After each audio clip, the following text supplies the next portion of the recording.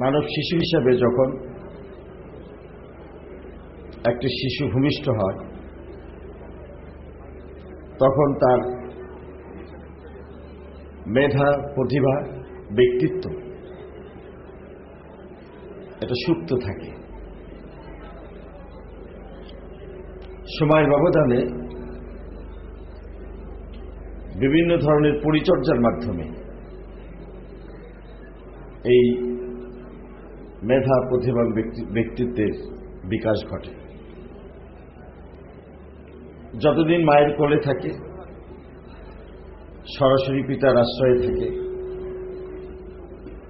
অর্থাৎ আব্বা আম্মা নিয়ে গঠিত পারিবারিক পরিমণ্ডলে থাকে, তখন স্নেহ, আদর এবং শাসনের মাধ্যমে ওই শিশুর পরিচর্যা হয়। ওই শিশুটা যখন পারিবারিক পরিমণ্ডল থেকে বের হয়ে এসে শিক্ষা প্রতিষ্ঠানে পদার্পণ করে, তখন এই পরিচর্যার ভার শুধু মায়ের কাছে সীমাবদ্ধ থাকে না, তখন সম্মানিত শিক্ষক মণ্ডলীর কাছেও আসে এবং সেখানে তারা আস্তে আস্তে ডিগ্রিপ্রাপ্ত হয়ে কর্মের উপর শ্রেণীতে উঠে এবং একসময় তাদের ছাত্র জীবন শেষ হয়ে বাস্তব জীবনে পদার্পণ করে। এই সময়ের মধ্যে শিক্ষা প্রতিষ্ঠানের কর্তৃপক্ষ যেমনি আপ্রাণ চেষ্টা করেন শিশুকে বা ছাত্রকে বা ছাত্রীকে পরিচর্যা দেওয়ার জন্য, তাদের সুপ্ত প্রতিভা, মেধা, ব্যক্তিত্ব বিকাশ সাধন করার জন্য, ঠিক তখন এমন একটি পর্যায়ে বিভিন্ন ছাত্র সংগঠনেরও আবির্ভাব ঘটে। আমাদের দেশে সকল ছাত্র সংগঠনের সাথে জড়িত নয়, এটা ঠিক, কিন্তু বিভিন্ন ছাত্র সংগঠনের প্রভাব ছাত্র সমাজের উপর পড়ে, এটা অস্বীকার করার কোনো সুযোগ নাই। আমাদের মতো একটি উন্নয়নশীল দেশের পক্ষে সরকারি কোষাগার থেকে যে ব্যবস্থা করা হয় তার মাধ্যমে একটা শিশুর বা একটা ছাত্র বা একজন ছাত্রীর পরিচর্যার জন্য সবটুকু করা সম্ভব হয় না। সেক্ষেত্রে একটি ছাত্র সংগঠনের প্রয়োজন পড়ে। কিন্তু ছাত্র সংগঠনগুলি তাদের কর্মকাণ্ডগুলিকে যদি কো কারিকুলার অ্যাক্টিভিটিজের মধ্যে নিয়ে আসতে না পারে, তোমরা যারা এখানে ছাত্রছাত্রী আছো তাদের নিশ্চয় একটা আইডিয়া হয়েছে যে এদেশে আমরা যে শিক্ষায় শিক্ষিত হই এটার জন্য একটা কারিকুলাম থাকে, তার উপর ভিত্তি করে সিলেবাস হয়, তার উপর ভিত্তি করে পাঠ্য বই রচনা হয় এবং সেটাকে কেন্দ্র করে একজন শিক্ষক বা শিক্ষয়িত্রী পড়াশোনা করা, কারিকুলাম। কিন্তু এর দ্বারা একজন শিশুর সবটা পরিচর্যা হয় না বলেই কো কারিকুলার অ্যাক্টিভিটিস সেখানে সংযোজন করার প্রয়োজন পড়ে।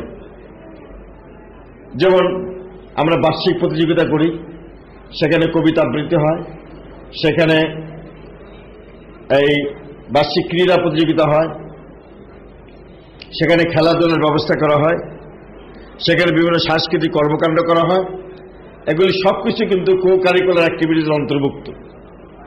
কারিকুলামের মাধ্যমে যে একাডেমিক ক্যারিয়ার বিল্ড আপ করা হচ্ছে, সার্টিফিকেট দেওয়া হচ্ছে, এটাকে যথেষ্ট মনে করা হয় না বলেই কো কারিকুলার অ্যাক্টিভিটিসের প্রয়োজন পড়ে।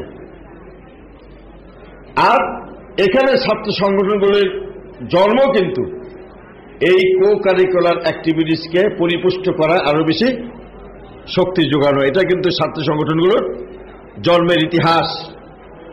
ছাত্র সংগঠনগুলো যদি এর উপর না থেকে অন্যদিকে চলে যায়, তাহলে পরে সরকারের পক্ষ থেকে যে কারিকুলামের মাধ্যমে একটি ছাত্রকে গড়ে তোলা হচ্ছে, সেখানে আনুকূল্য পাওয়ার পরিবর্তে অন্তরায় সৃষ্টি হতে পারে।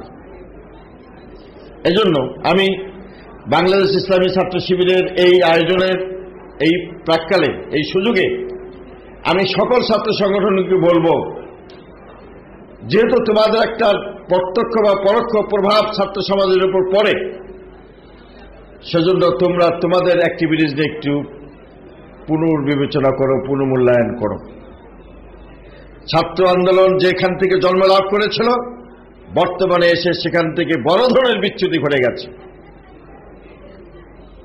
ছাত্র আন্দোলন ছিল মানুষের, একজন ছাত্রের পাঠ্যবইয়ের বাইরে তার ব্যক্তিত্ব বিকাশ সাধন করার ব্যাপারে একটি সংযোগ। ছাত্র আন্দোলন ছিল একটা ছাত্রের প্রতিভা এবং মেধা বিকাশ সাধন করার একটা সংযোগ। সেখান থেকে তোমরা সরে গেছো। সেখান থেকে তোমরা কোন একটা রাজনৈতিক দলকে ক্ষমতায় বসানোর সিঁড়ি হিসেবে ব্যবহৃত হচ্ছ, কোন একটা রাজনৈতিক দলকে ক্ষমতা থেকে নামানোর সিঁড়ি হিসেবে তোমরা ব্যবহৃত হচ্ছ। এবং তোমাদের মাধ্যমে এদেশের স্বার্থপর সুবিধাবাদী রাজনৈতিক নেতৃত্ব তোমাদেরকে ব্যবহার করে তোমাদেরকে নারকেলের ছোবড়ার মতো ফেলে দিচ্ছে, কিন্তু তারা তাদের হালারুটি ভাগাভাগির কাজ ঠিক মতোই করছে।